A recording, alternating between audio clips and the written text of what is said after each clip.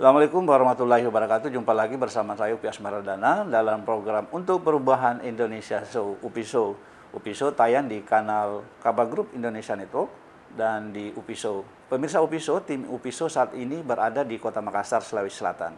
Kita datang jauh-jauh untuk bertemu dengan salah seorang tokoh Sulawesi Selatan yang beberapa hari terakhir menjadi sorotan karena sikap tegasnya terhadap suatu masalah. Kita bersama dengan, kita menyebutnya Kakak Dewan ini, Kakak Dewan Rahman Pina, yang merupakan Ketua Komisi D DPRD Sulawesi Selatan yang membidangi masalah pertambangan dan lingkungan hidup. Sudah ada di samping kanan saya, ini di ruangannya kita, di ruangannya beliau. Kakak Dewan, saya izin buka masker biar suaranya lebih jelas, lebih keras. Jadi Kak Dewan, terima kasih sudah meluangkan waktunya. Terima kasih sudah datang ke Makassar, Upi Show dan teman-teman dan seluruh kru. Mudah-mudahan ini menjadi harapan baru perubahan Indonesia, khususnya di Sulawesi Selatan. Oke, itu dia. Jadi Kakak Dewan, pertama sekali yang ingin saya tanyakan sebenarnya adalah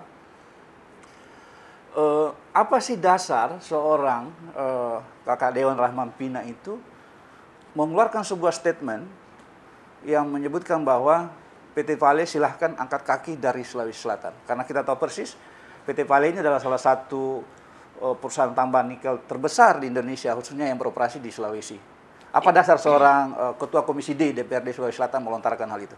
Iya, terima kasih Kakak Upi. Saya kira ini lewat pencermatan, analisa, kemudian diskusi dengan begitu banyak orang. Dan harus kita akui bahwa ada dua industri tambang paling lama, punya sejarah panjang di Indonesia, yaitu PT Freeport dan PT Vale. Freeport di Papua dan PT Vale di Sulawesi Selatan. Kalau kita lihat perjalanannya, kemudian kontribusinya, saya kira memang kita harus kemudian bisa introspeksi. Sejak PT Vale ada di Sulawesi Selatan, itu sejak tahun 1968. PT Freeport itu 1967. Yeah. Sama-sama kurang lebih 53 dan 54 tahun yang lalu. Ya. Kalau kita bandingkan, ya, walaupun tentu tidak bisa membandingkan bagaimana tambang emas dan tambang nikel, tetapi sesungguhnya sekarang kan nikel ini menjadi primadona dunia. Ya, setelah mobil listrik, maka orang akan beralih dari fosil ke batu bara dan nikel, saya kira. Oleh karena itu sekarang ini kiblat dunia sesungguhnya ada di Sulawesi Selatan. Oleh karena itu PT Vale tidak bisa lagi hanya sekedar membangun opini, kemudian pemberdayaan yang tidak secara menyeluruh, tetapi kita harus pahami bahwa PT Vale ini adalah sekarang kiblat dunia dan ada di Sulawesi Selatan. Yeah. Kalau kita lihat sejarahnya ke belakang, sejak 53 tahun beroperasi di Sulawesi Selatan, apa yang telah dilakukan Vale di Sulawesi Selatan? Coba kita lihat dari strukturnya, ya. Sejak ada Vale, belum pernah ada satu orang pun Sulawesi Selatan yang menjadi direksi PT Vale. Sejak beroperasi 53 tahun. Okay. Itu artinya apa? PT Vale tidak berhasil membangun sumber daya lokal sumber daya manusia lokal untuk disiapkan menjadi pemimpin-pemimpin di perusahaan ini. Ya. Jangan bukan hanya di struktur direksi, tetapi di komposisi komisaris pun tidak pernah ada orang Luwu Timur. Ya, kita sekarang beruntung baru pertama kalinya ada Prof. Dwiya yang menjadi komisaris independen. Tetapi itu belum seberapa. Bisa dibayangkan kalau 53 tahun membina sumber daya, ya, sumber daya manusia lokal, kemudian tidak melahirkan pemimpin, berarti ini kan kegagalan. Ya.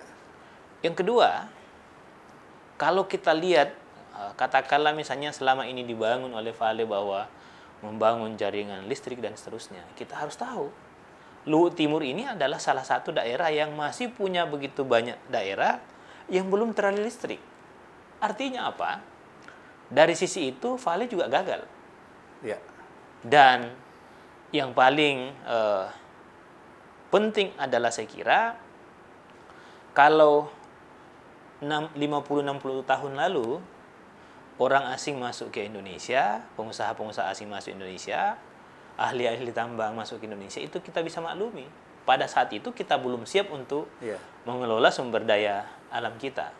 Tetapi dalam rentan waktu kurang lebih 50 tahun ini, ya, saya kira sudah sangat banyak pengusaha-pengusaha nasional, pengusaha-pengusaha lokal yang menguasai pertambangan. Bukan hanya di Indonesia, sekarang itu banyak pengusaha-pengusaha tambang nasional, banyak ahli-ahli tambang kita bukan hanya bekerja di Indonesia, tapi juga menjadi tenaga-tenaga ahli, tenaga-tenaga hebat di perusahaan-perusahaan asing yang ada di luar negeri. Kenapa ini kita tidak berdayakan?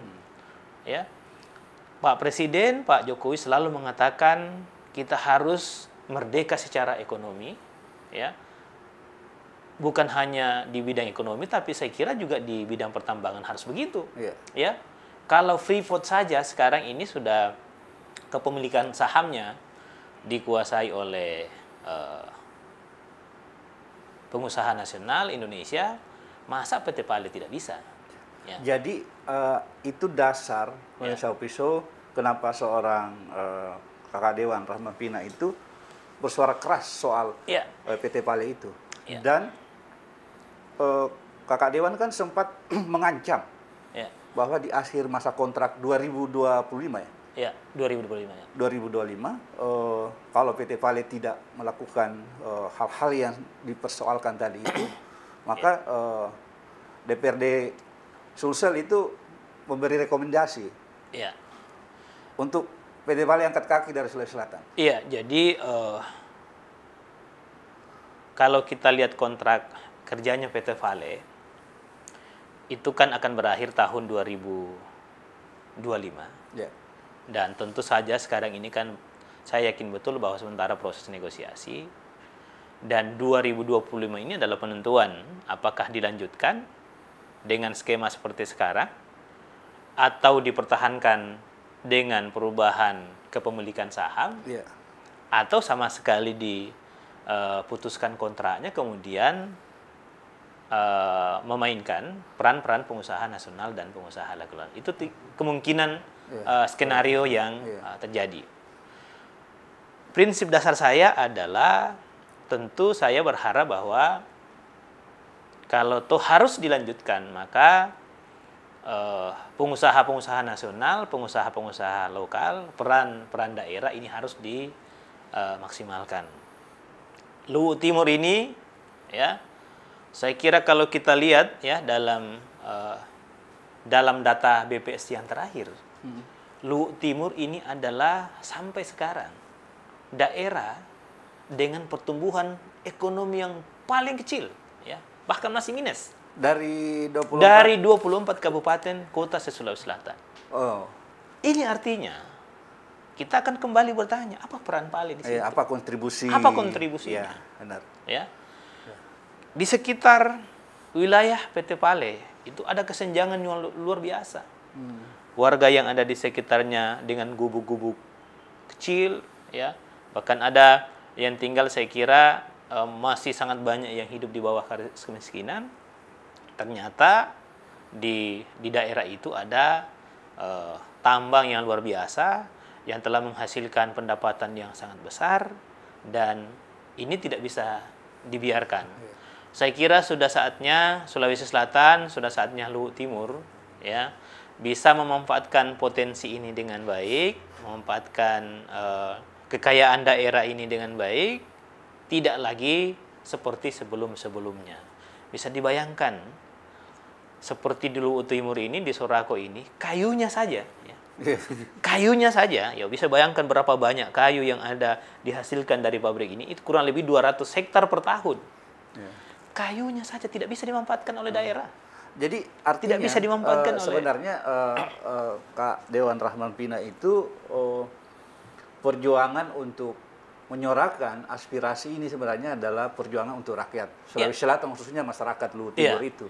Dan pertanyaan saya kemudian adalah, apa yang akan dilakukan oleh seorang Kak Rahman Pina di dalam mengawal perjuangannya? Karena kita tahu persis ini kan masalah pertambangan, masalah yang tidak sesederhana yang kita kira.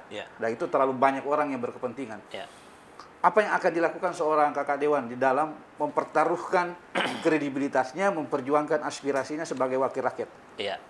Saya pastikan kalau ini saya hanya berjuang sendiri, sudah pasti tidak akan berhasil.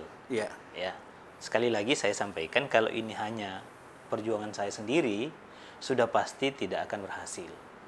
Ya, apa yang saya suarakan ini adalah saya berusaha untuk mewakili sebagian besar warga Luhut Timur, Sulawesi Selatan, walaupun sesungguhnya Luhut ini adalah bukan daerah pemilihan saya, tetapi dengan kondisi kesenjangan yang begitu luar biasa, peran-peran yang sama sekali tidak diperankan oleh putra-putra Sulawesi Selatan dan Luhut Timur, maka ini harus kita bersuara.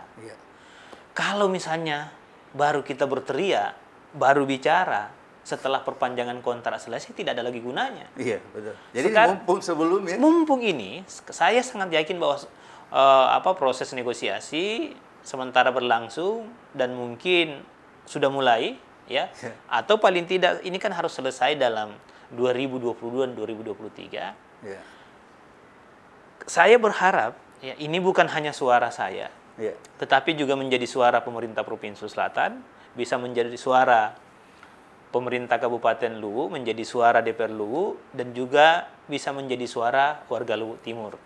Karena sekali lagi, kalau saya hanya seorang diri tidak akan mungkin. Apa yang saya hadapi ini adalah tembok besar, pengusaha besar dengan segala kapasitasnya, yang menguasai tambang kurang lebih 53 tahun dengan pendapatan triliunan. Ini kan tidak mudah. Dan saya pun yakin bahwa ada kelompok-kelompok yang selama ini sudah berada di sekitar Pale, tapi baru di pinggir-pinggirnya. Ini kita baru dapat serbuknya ini. Kita baru dapat serbuknya, tetapi orang yang dapat serbuk kiri kanan ini sudah seakan-akan sangat luar biasa. Dan akibat komentar dan sikap Kakak Dewan Rahman Pina ini, pemirsa Opiso, ya biasalah, Kakak Rahman Pina ini sudah banyak ditelepon.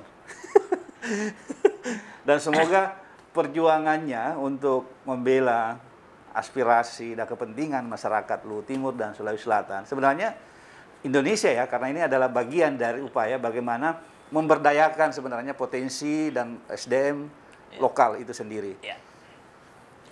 Jadi Kakak Opiso, sekarang ini kalau kita buka data, PT Pale ini punya konsesi 218.000 hektar lahan yang tersebar di Sulawesi Selatan, Sulawesi Tengah, dan Sulawesi Tenggara. Dalam kurun waktu kurang lebih 53 tahun, 53 tahun beroperasi, dari 218.000 hektar itu, tidak lebih dari 7.000 hektar yang sudah dikelola. Tidak lebih dari 7.000 hektar yang dikelola.